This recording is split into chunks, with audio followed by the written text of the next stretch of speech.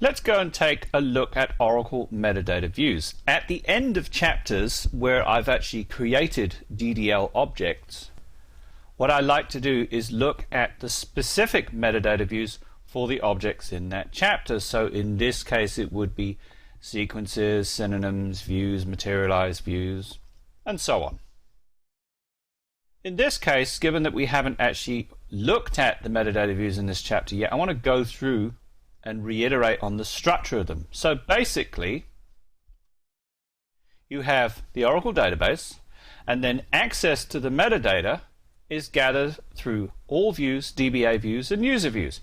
User views is when you log in as a local user, such as the shows user. It will give you access to the user views. You can also get access to all views, which gives the local user access to all the views he has access to. Obviously, that excludes the DBA views, which are requiring DBA privileges, such as for the system and sys user. Gives you a bit more information, well, in some cases a lot more. To find the various views, you can select table name from dictionary if you have the appropriate privileges, and you can find those names. We'll show you in a minute. But basically, getting at metadata views allows you to interrogate the structure of tables. It allows you to not directly maintain objects in the database, but tell you how to maintain them, or what you can and cannot maintain, or what has been changed and what hasn't. These metadata views also allow you access to performance data and information, and allow you to validate what is in the database, if it's right or is not, or what you think is going on, what actually is or isn't. So when selecting from a view such as all tables, it will give you all the table names you have access to. When looking at DBA tables as a DBA, you can access all tables in the database. When accessing table names from user tables, you can access all data for the local user. $$ performance views are primarily meant to monitor and help to improve performance of a database, although most, if not all, of the underlying views for views such as all tables, DBA tables, and user tables are underpinned by $$ views of one form or another. Specifically, $$ performance views contain statistics for the database that are stored over time and accumulated to allow you to assess how fast your database is running and find out where the problems and the bottlenecks are so that you can resolve them.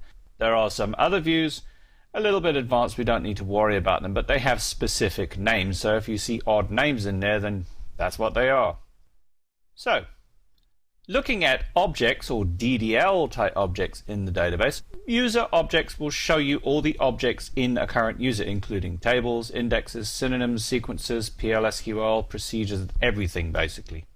And we can divide that up, those objects, into specific types, as in tables, indexes, clusters, unusually used these days, lobs, sequences, synonyms, views, MViews. There are others as well, but we don't need to go into too many details. I'm just showing you that there's access to lots of different pieces. Additionally, when we look into table and indexes and clusters, we get access to the columns inside those objects. As opposed to just user tables, we get access to user tab columns, which is basically the fields and columns inside your tables. The same thing goes for indexes. An index is made up of one or more columns, so we can access the columns.